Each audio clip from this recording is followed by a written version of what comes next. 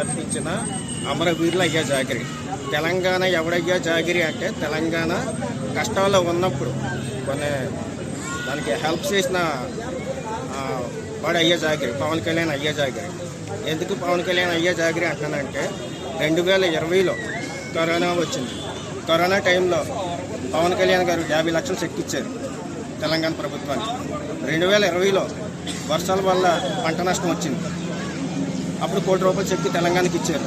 2024లో మళ్ళీ వర్షాల వల్ల పంట నష్టం, ప్రాణ నష్టం వచ్చింది, అప్పుడు ₹1 కోటి చెక్ ఇచ్చారు. కొండగట్టు హనుమంతుడి టెంపుల్ డెవలప్మెంట్కి 35,19 లక్షలు తెలంగాణ ప్రభుత్వానికి ఇచ్చారు.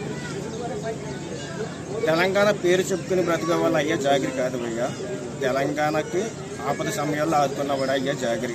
ఓకేనా? అట్లాగే రఘు 10 ఎకరాలు ఆక్రమించాడని చెప్పేసి సెటార్ వేశాడు. మరి అది నిరూపిస్తే కేంద్ర గవర్నమెంట్ రాజస్థాన్ పవన్ అన్నాడు. మరి నిరూపించే దమ్ము రఘు గారికి ఉందా లేదా? అన్నా రఘు, పృథ్వీరాజు ఇదివరకు ఇదివరకు బెల్లంకొండ సురేష్ ఒక చెరువు కబ్జా చేయడని ఆయన మీద కూడా కొన్ని